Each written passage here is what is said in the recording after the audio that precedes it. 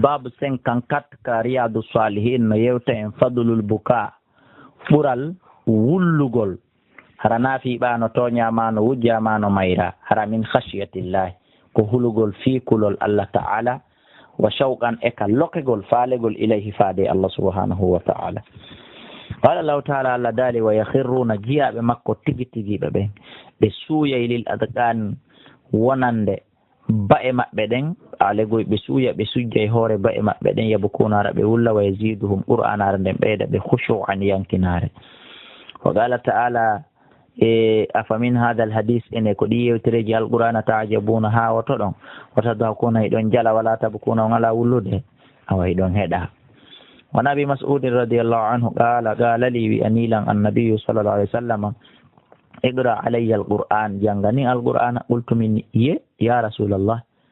aqra alayka mi janganama qur'an wa alayka unzila eko koye hoorema alqur'ana jippina mi jangane. qala nelaɗoma ke inni min uhibbu miɗo yiɗi an asma'ahu nde mi nanirta nde min gayri hara o natanalam min. on say fagaratu alay mi janganimo suratan nisa hatta jeytu ha ɓami hewti ila hadil aya oɗo aya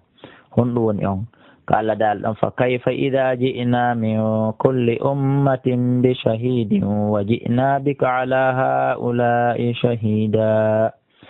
qala nelaɗo maki hasbuka al an yoni joni accirno faltafattu mi yeƴƴiti ilay faade makko fa ida aynahu tawi yogite makko ɗen tadrifan hiɗe yuppa gonɗi ɗum ɗo ko wullira sabi Allah. muttafaqun alayhi. وعن أنس رضي الله عنه قال وي خطب رسول الله صلى الله عليه وسلم نلا الله خطبنا خطبة ما سمعتم من نال مثلها صفة خطبة قطها هند. فقال نلا ما كان الخطبة لو تعلمون هريدون أندنا ما علمكم أندي la dhahiktum on jalayno qalilan seeɗa wala bakaytum on wullayno kathira. qala fa khatta ashabu rasulillah sallallahu alaihi wasallam sahabaɓe nelaɗo ɓen fof muɗum yiili wujuham geece maɓɓe ɗen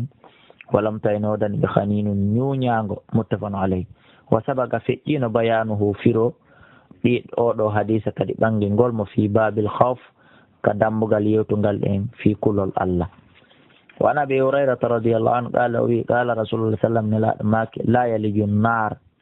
natata ka yiite rajulun gorko baka wulluɗo min khashiyatillahi hara ko fi kulol Allah hatta yauda labanu ha ɓiraɗan ɗan hotita fi dar'i ka nder yeyre ɓiraɗan ɗan ka ɓirdugal en tant que ɗan ɗon wawali natutude arta ka nder yeyre a ko wano noon kadi legoy kala mayɗo tawi o meeɗi wullude fi Allah fi kulol Allah hay so tawi ko nde wotere haray oɗo natata yiite haɗan ɗo ɓiraɗan wawa natudude ka nder yeyre ko ɗum woni alegoy oɗo natata yiite. yallah subahana taala waɗen wulloɓe fi kulol makko fi yurmede makko aɗa na fiɓano toñama no wujjama no wara. rawahu tirmidhi wa qala hadisun hasanun sahihun. wa anu ƴettama makko qala rasulullah sallallahu alaihi wasallam wonde nelaɗo Allah maki qala rasulullah sallallahu alaihi wasallam sab'atun jeɗɗiɗo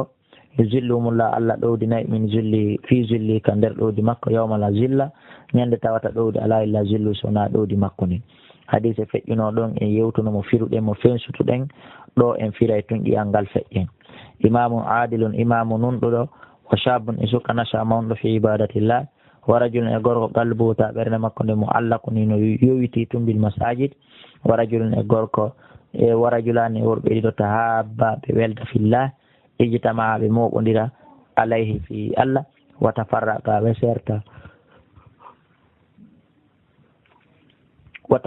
ɓe serta alayhi fi Allah. wa rajulun e gorko da'atu noddamo imra'atun zata mansubin jiwo sonnajo jomiraɗo dambe wa jamalin e ngari fiyoɓe bonudu faqala o jaabo inni akhafullah. wa rajulun e gorko to saddaga o itta bi sadaqatin sadaka fa faha o suuɗamo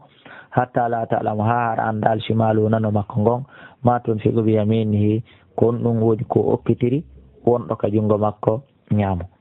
wa rajulun e gorko zakarallah o janto inde Allah nden kanko tun haalin hara mo weddi fa fadat ayna gite makko ɗen yuppa gonɗi. muttafaqun alayhi. وعن عبد الله بن الشخري رضي الله عنه قال ماك ataytu mi ari rasulallah kanela alah sallallahu alaihi wasallam wa huwa tay kanko yusallihi mo juula wali jawfihi tawi hino wodani reedu makko ndun miɗo nande ka reedu makko azizun fatango ka azizil mirjal wono fayande fatirta minal buka immorde wullandu ko woni wullude kon miɗo nande reedu ndun e ɓernde nden ko lisata kon hadisun sahihun rawahu abu dawud at-tirmidhi fi shama'ili kan nder shama'il bisnadin sahin e tugorde sellunde وعن انس رضي الله عنه قال رسول الله صلى الله عليه وسلم ما كان لأبي بن كعب رضي الله عنه إن الله عز وجل أمرني ويمري أن أقرأ عليك نبيه رتما يمري السلام عليكم لم يكن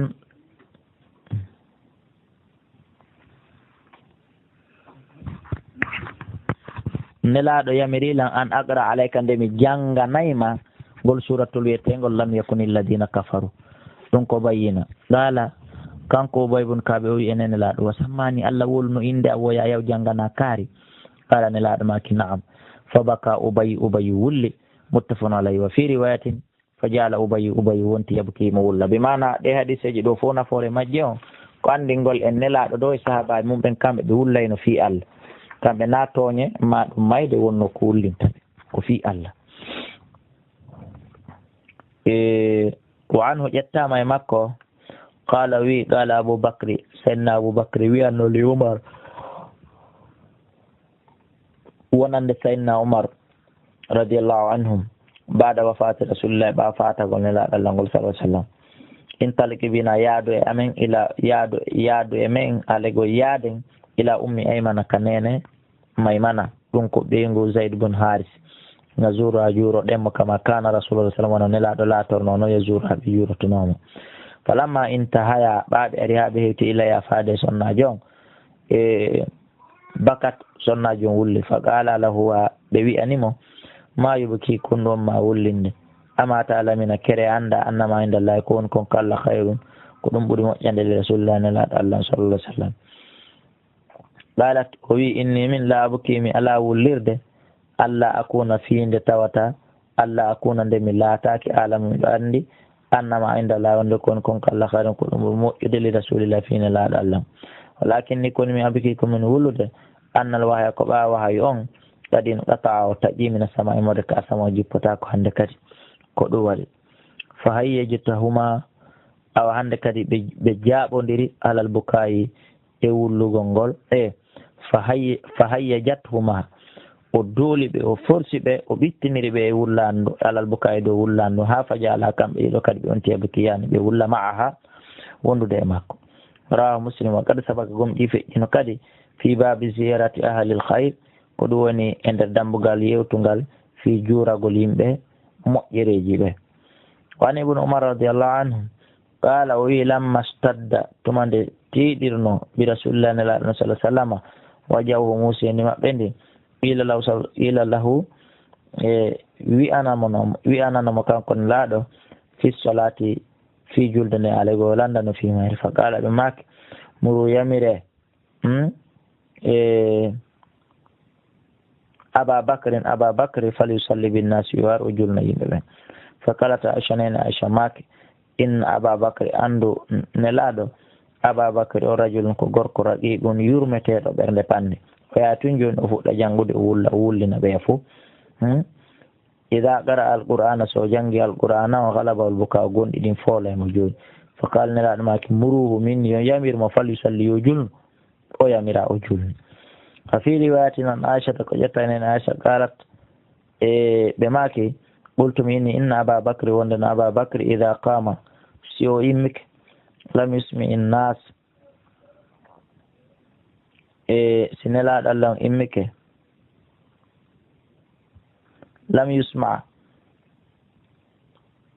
لم يسمع الناس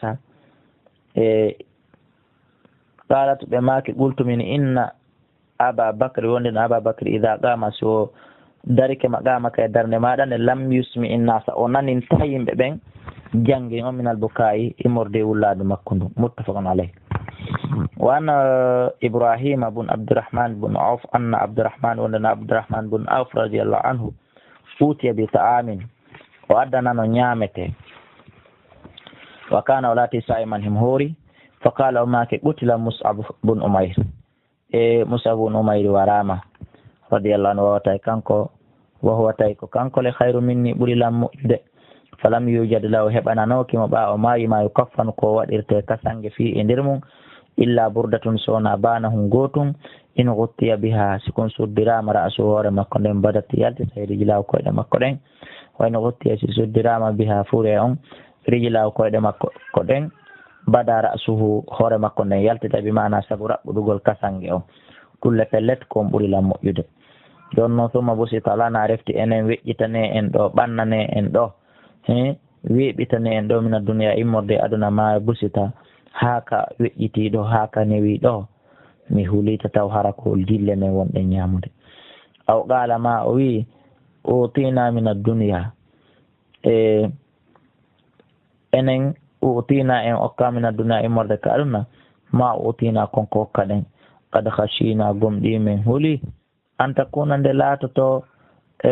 hasanatuna hara moƴƴi meɗen ɗin ojjilat lana ɗi hawjinanama en hendike tumma jalla refti on tiyabikimo wulla ko ɗum ɗo no ɗen ɗaɓɓude e nder hadise on wullugol fi Allah ngol hatta taraka tama ha o terti ñamete on ɗon o ñamal fes rawahu al-Bukhari wa an abi umamata Sudayy bun Ajlan al-Bahili radiyallahu anhu an an-nabi sallallahu alaihi wasallam qala bimaki laysa shay'un wona li hay hunde ahabba ila Allah ɓurande yiɗede kalla ta'ala min qitratayn immorde e ko wiyete kon qitra wa sarayn e batteji ɗiɗi